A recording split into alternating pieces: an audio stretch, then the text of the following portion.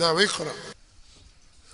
يقول المؤلف رحمه الله تعالى: باب ما جاء في الاستسقاء بالأنواع. وقول الله تعالى: وتجعلون رزقكم أنكم تكذبون. وعن أبي مالك الأشعري رضي الله عنه أن رسول الله صلى الله عليه وسلم قال: 4 في أمتي من أمر الجاهلية لا يتركونهن: الفخر بالأحساب، والطعن في الأنساب، والاستسقاء بالنجوم، والنياحة. وقال: النائحة إذا لم تتب قبل موتها تقام يوم القيامة وعليها سربال من قطران ودرع من جرب.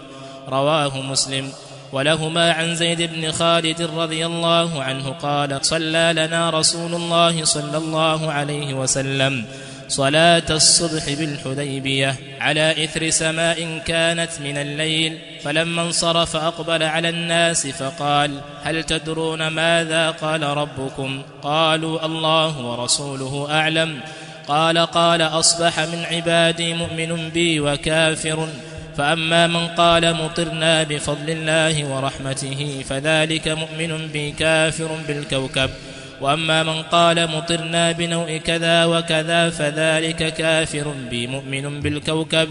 ولهما من حديث ابن عباس رضي الله عنهما معناه، وفيه قال بعضهم: لقد صدق نوء كذا وكذا، فأنزل الله هذه الآية: فلا أقسم بمواقع النجوم، إلى قوله تكذبون.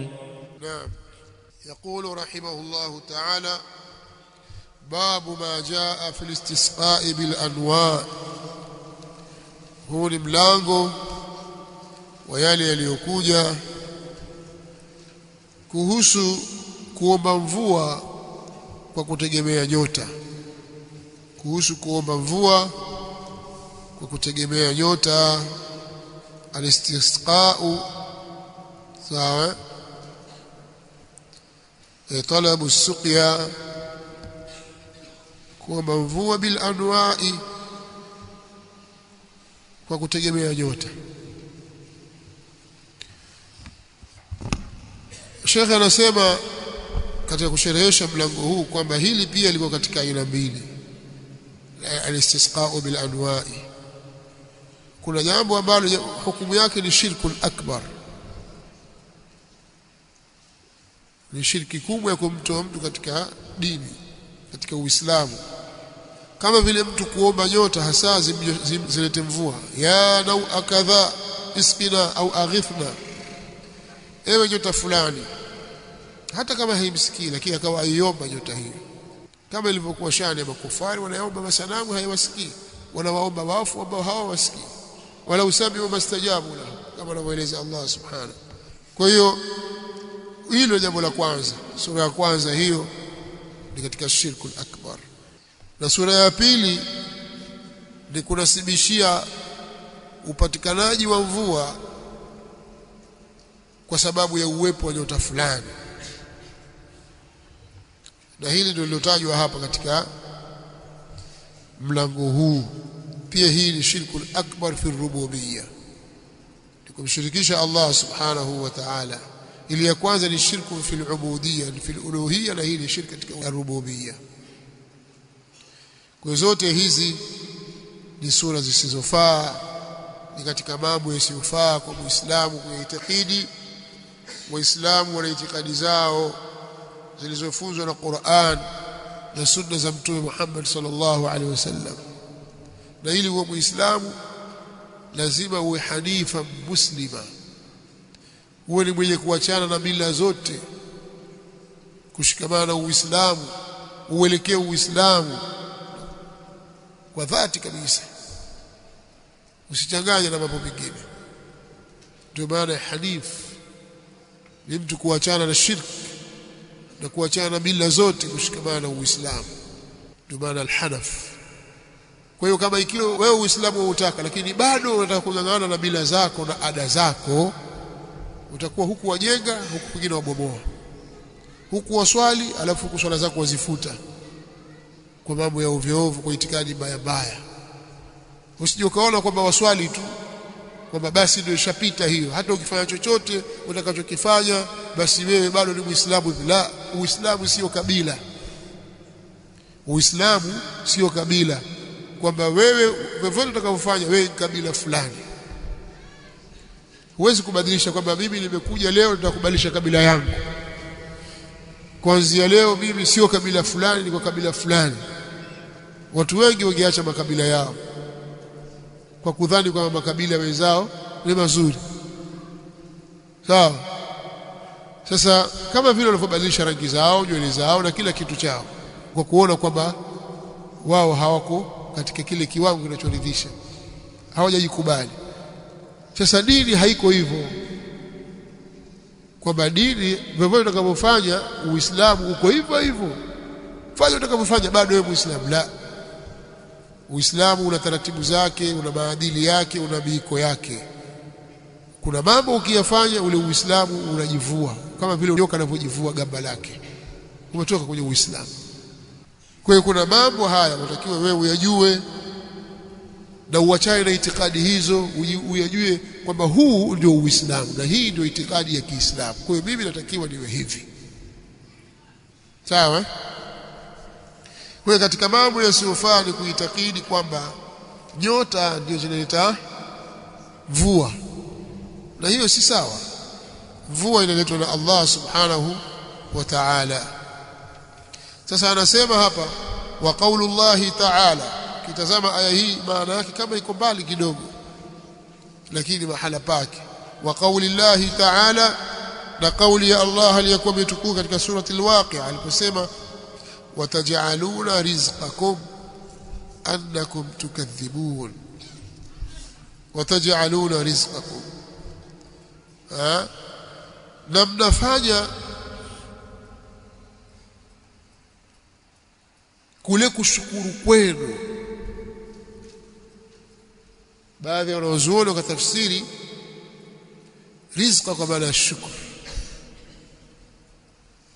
na mkafanya kule kushukuru kwenu ni kwamba nyinyi mnakadhibisha, ndio shukurani yenu ya neema, ndio mlioifanya hiyo. Sawa?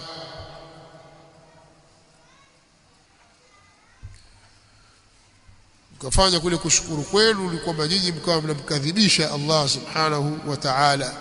Amewaletea neema ya mvua, badala ya kuishukuru nyinyi mkaikadhibisha neema ile, ndio mkaifanya kuwa ndio shukrani yenu.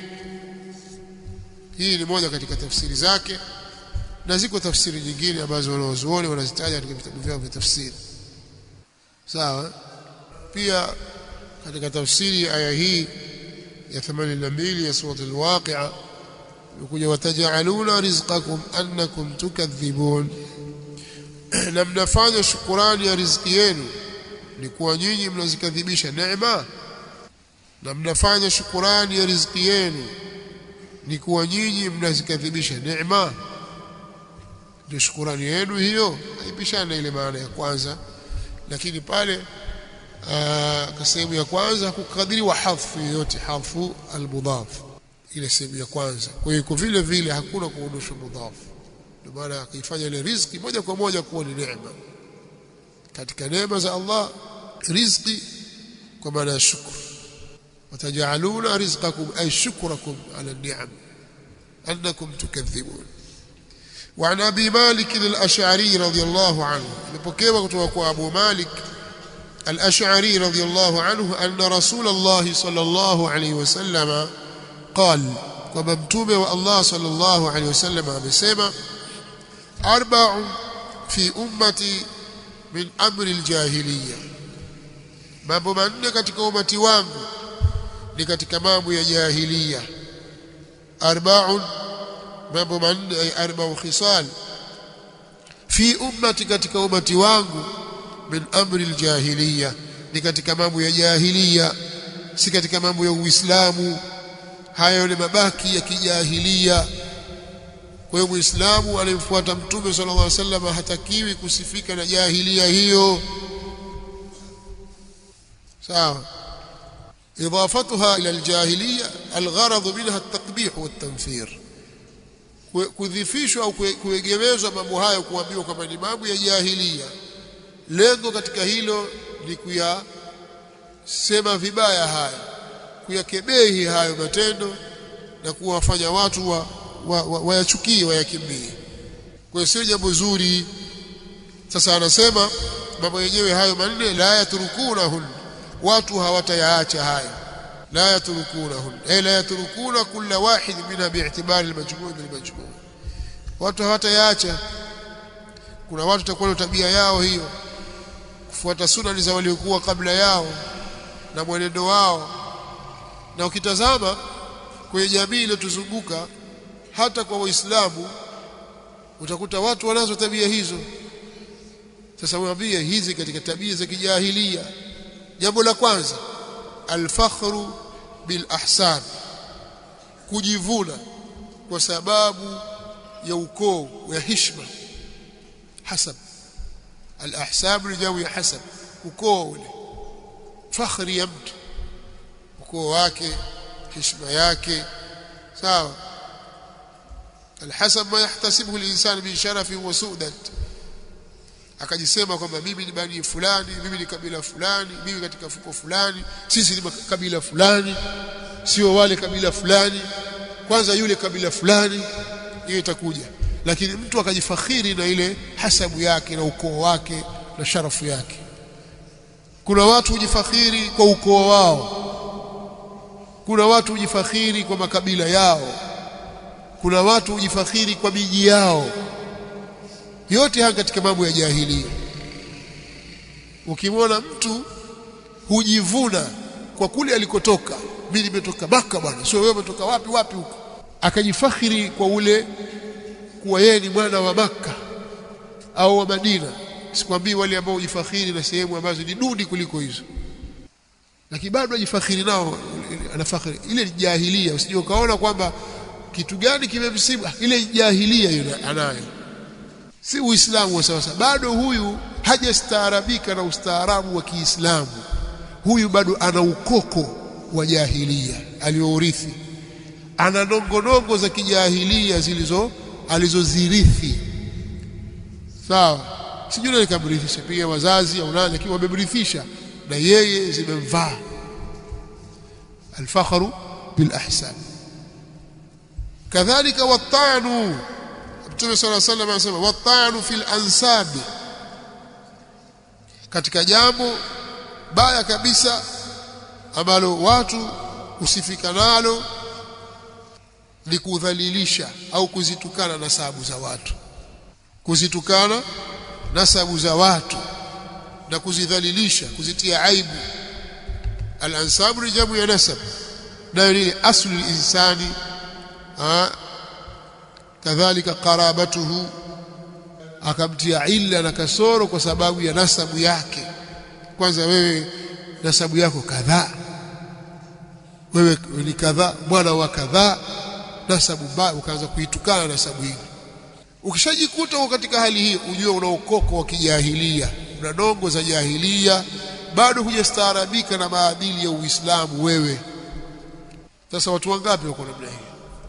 Mpaka watu katika, sio watu wajinga, hata watu kwenye ilmu wako ambao kazi yao kujifakhirisha kwa ahsab au at-ta'nu fil ansab. Sawa, hawatayaacha. Walistisqa'u bin nujum, na kuomba kunyeshelezwa, kuomba mvua kwa kutegemea nyota, na kuomba mvua kwa kutegemea nyota. Walistisqa'u bin nujum, na kuomba mvua au nisbatul matar ila nujum, pia ndio hiyo, kunasibisha mvua kwenye nyota, kwamba hizo nyota ndizo zileta hizo mvua, kwamba hiyo miti ndio ileta mvua. Miti sio Allah. Allah ameweka asbabu zake, lakini sasa wewe ukafanya sababu ndio musabbib, ni hatari, sio jambo la sawa, si katika itikadi ya sawa. Waniyahatu, na kuomboleza, ukawa wewe kazi yako kuomboleza katika misiba. Sawa, waniyaha, na kuomboleza. Unajua kuomboleza, hili jambo la nne. Ukawa wanajua sauti ya kilio juu ya mayit kwa makusudi, na huku ukitamka maneno ukaanza kuyahesabu mema yake aliyofanya, haya ni katika mambo ya jahiliya. Kwanza alikuwa hivi huku walia, kwa nini kaondoka huyu, kwa nini asingekuwa fulani? Wewe ndio unapanga kwamba fulani atangulie, fulani aje, wewe mwenyewe huyu utaondoka lini? Wengine wakataja mpaka mambo mabaya mtu anayofanya. Halikuwa mtu mzuri, mwenyewe alikuwa akiona dulia pombe. Jambo la kusema hilo bwana, wazidi kumwathiri maiti. Mimi nilikuwa kinunulia pombe huyu bwana, mtu mzuri, ilikuwa na ubaya na mtu mwenyewe. Alia aomboleza katika mambo mabaya kabisa, niyaha, kuomboleza katika mambo ya jahiliya. Waqal, na akasema Mtume sallallahu alaihi wasallam, an-naiha, mwanamke mwenye kuomboleza, kwa maana mtu yeyote, lakini kwa sababu ni jambo linakithiri kwa wanawake, mwenye kuomboleza, idha lam tatub qabla mautiha, asipotubia kabla ya kifo chake, kabla ya mauti yake, tuqamu yawm al-qiyama, huyu aliyefanya hivi atasimamishwa siku ya kiyama kutoka kwenye kabri yake. Wa alaiha sirbalun min qatran, na hali ya kuwa pana juu yake vazi la lami, atavishwa nguo ya lami. Sirbal min qatran, vazi la lami. Wa dir'un min jarab, na kanzu ya ukurutu. Ile nguo yake aliyovaa asili yake ni qatran, ni lami, kama ilivyokuja katika Qur'an imeeleza jambo hili. sarabiluhum min qatran wa taghsha wujuhahum an-nar, watu wa motoni mavazi yao yatakuwa ni kutokana na lami. Lami inajulikana, na nyuso zao zitafunikwa na moto. wa taghsha wujuhahum an-nar, na'udhu billahi min dhalik. Kwa hiyo haya mambo manne haya yametajwa, lakini moja katika hilo ndio lenye mahali pa ushahidi. Walistisqa'u bin-nujum wal hadith rawahu Muslim, hadithi hii ameitaja al-Imam Muslim. Kwa hiyo haya mtu asipotubia atakuwa katika hali mbaya, na tauba ni kabla ya kufa. Kwa idha lam tatub qabla mautiha naiha, kwa sababu walaysat at-taubatu lilladhina ya'maluna as-sayyi'at hatta idha hadara ahaduhum al-maut qala inni tubtu al-an, wala alladhina yamutuna hum kuffar, wala wale ambao wanakufa na hali ya kuwa wao ni makafiri pia hawana tauba hao. ولهما عن زيد بن خالد رضي الله عنه قال, na wao wawili Bukhari na Muslim imesema hivyo walahuma, anamkusudia nani? Bukhari na Muslim. عن زيد بن خالد, kutoka kwa Zaid bin Khalid الجهني رضي الله عنه قال, صلى لنا رسول الله صلى الله عليه وسلم صلاة الصبح بالحديبية, Mtume wa Allah alituswalisha sisi swala ya subhi huko Hudaybiyah. Ilikuwa salatu al-fajr, inasoma al-Hudaybiyah kwa takhfif, na hiyo ndio akthar, na pia usoma kwa shadda wa tashdid al-Hudaybiyah, wa hiya ismu bi'rin sumiya biha al-makan, jina la kisima. Ala ithri sama'in kanat min al-layl, baada ya mvua iliyopatikana katika wakati wa usiku. Mvua ilinyesha, al-murad bis-samai huna al-matar, mvua ilinyesha usiku. Falamma sarafa aqbala ala an-nas, alipomaliza swala yake akawaelekea watu. Faqala, akawaambia, hal tadruna madha qala rabbukum, hivi mnajua, je mnajua nini amesema Mola wenu? Mnajua Mola wenu aliposema? Qalu Allahu wa rasuluhu a'lam, wakasema Allah na mtume wake ndio wanaojua zaidi. Sawa.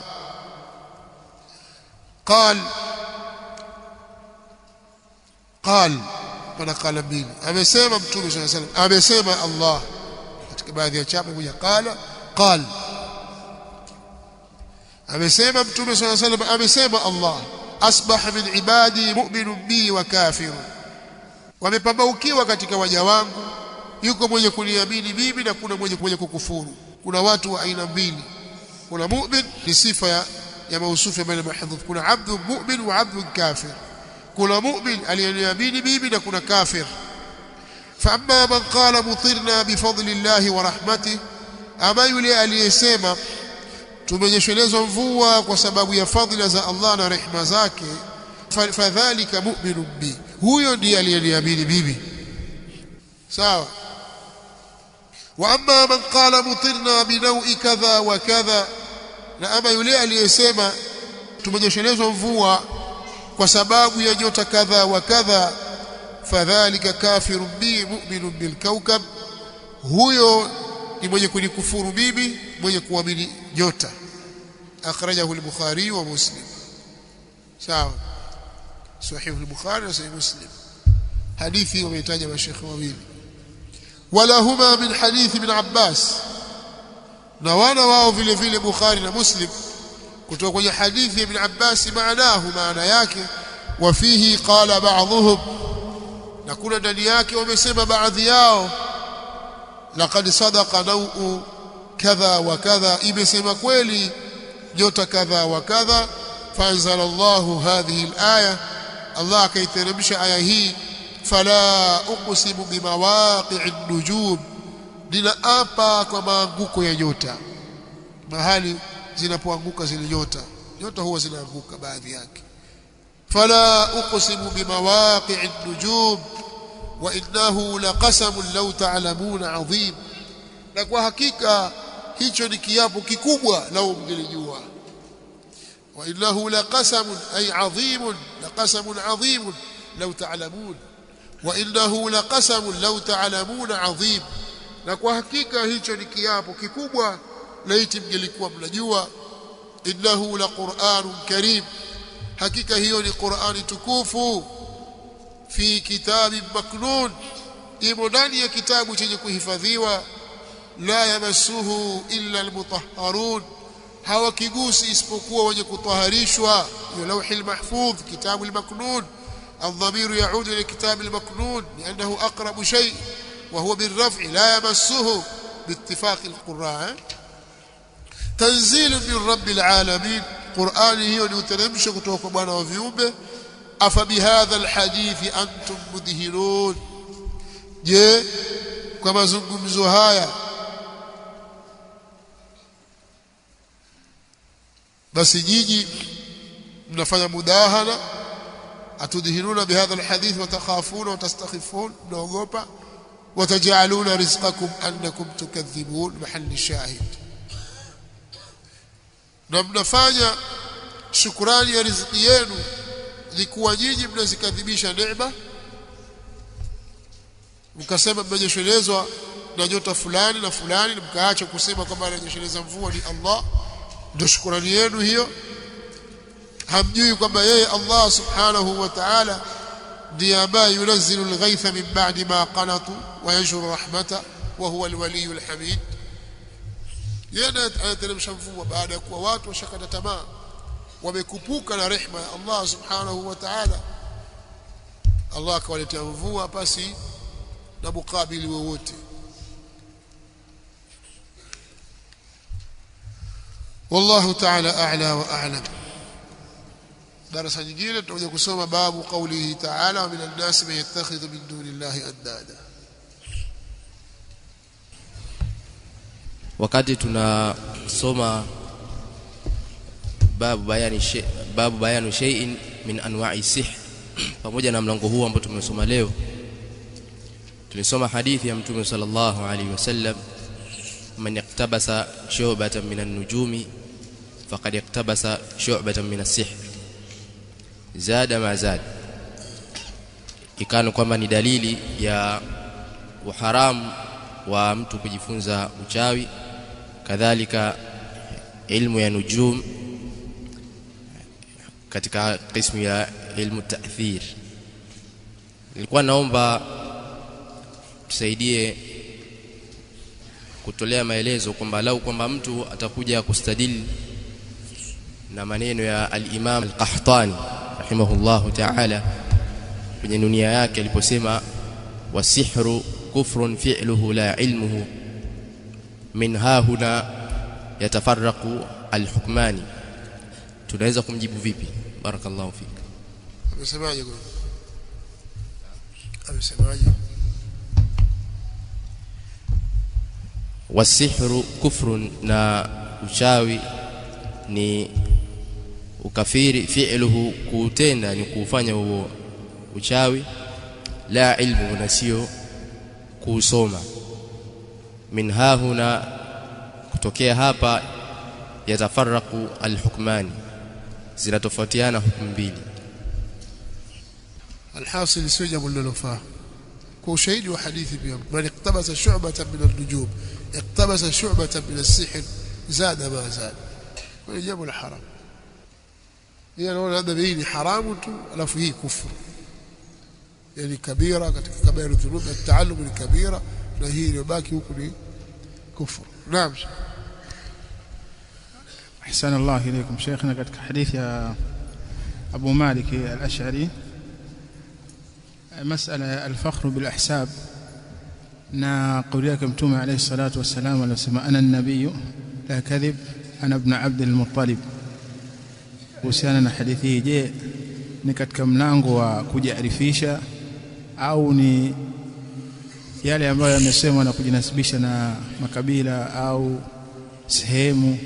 Kadhalika baadhi ya wanaochuoni wanajinasibisha na miji yao, fulani ibn fulani al-Bukhari au Nisaburi Baghdadi au hakadha. Sawa. Hapa kinachozungumzwa ni kujifakharisha, na mtu akajiona bora kuliko mwingine kwa sababu ya ima kabila yake au ukoo wake au mji wake. Ndilo linalozungumzwa hapa. Ama suala la kujinasibu, kujitambulisha kwamba wewe watoka wapi, sio katika al-fakhru bil ahsab, kwa sababu ndio makusudio hasa iliyokuja katika aya ya ayuhan nasu inna khalaqnakum min dhakarin wa untha waja'alnakum shu'uban wa qabaila lita'arafu inna akramakum 'inda Allahi atqakum. Enyi watu, hakika sisi tumewaumba nyinyi kutokana na mwanamume mmoja na mwanamke mmoja, na tukawajaalia, tukawafanya nyinyi katika mataifa mbalimbali na makabila mbalimbali ili mjuane, tumjue kwamba huyu fulani bin fulani al-Hashimi, huyu fulani bin fulani al-Afriqi, katika Afrika, kwamba huyu ni kabila gani, yule kabila gani, yule hivi, litaarafu. Kwa mujarrad at-taaruf haina maana kwamba sasa huyu fulani bin fulani an-Naisaburi na huyu fulani bin fulani al-Jufi huyu ni bora kuliko huyu, kwa sababu huyu al-Jufi na huyu ni an-Naisaburi. Fadhila tabaki pale pale kwa wale waliopewa fadhila kama nasabu ya Mtume sallallahu alayhi wa alihi wasallam. Lakini pamoja na hivyo, babatta bihi amaluhu lam yusri' bihi hasabu, kwa sababu mtu alikuwa na nasabu bora kabisa ni Mtume sallallahu alayhi wasallam, na katika watu wa karibu ni Fatima. Akamwambia, ya Fatima binti Muhammad, fanya amali, sitakutosheleza mimi mbele ya Allah na kitu chochote. Katika aliyoeleza mwisho akasema, babatta bihi amaluhu, yule ambaye amali yake imemchelewesha, haikuweza kumsogeza mbele, basi lam yusri' bihi hasabu, ile hasabu yake, fakhari yake na nasabu yake haitampeleka mbele hata siku moja. Kwa hiyo kinachokusudiwa hapa ambacho kimekemewa ni mtu kujifakharisha na kujiona yeye bora kuliko mwingine, na akamtweza mwingine kwa sababu ya kabila lake, kwa sababu ya ukoo wake, kwa sababu ya mji aliyotoka. Jambo baya kabisa, sio jambo la kiungwana wala sio jambo la Kiislamu, ni kinyume na maadili ya Mtume Muhammad sallallahu alaihi wasallam, katika mambo ya jahiliya, katika mambo ya jahiliya. sawa. Ama kujinasibisha na makabila au koo, hili ni jambo linafahamika na linafaa, wala hakuna ubaya. Ulama wa Kiislamu tangu hapo zamani, ukisoma habari zao utaona hata masahaba, Abu Bakr as-Siddiq at-Taymi, Umar bin Khattab al-Adawi, sawa, wanafahamika. Uthman bin Affan al-Umawi al-Qurashi, wote Qurashiyun. Ali bin Abi Talib al-Hashimi, maimamu hivyo hivyo. Al-Imam Malik bin Anas ibn Abi Amir al-Asbahi, Ahmad bin Muhammad bin Hanbal al-Shaybani, Muhammad bin Idris al-Shafi'i al-Muttalibi, sawa. Watu wanajinasibu na koo zao, na hii ilikuwa ndio ada ya Waarabu, wakijinasibu na familia zao na koo zao na makabila yao. Waajemi wengi wanajinasibu na miji, sio vibaya. Tafuta Uarabu huyu, la, watu jinasibu na wengine kwenye nasibu na miji yao, fulani fulani Baghdadi, fulani fulani al-Andalusi, fulani bin fulani al-Maghribi, fulani bin fulani al-Masri, fulani bin fulani hivyo. Al-Himsi, Himsi jela Homs, mji al-Dimishqi, sawa, al-Hamawi, وهكذا جائز. فلان بن فلان الحضرمي اليمني.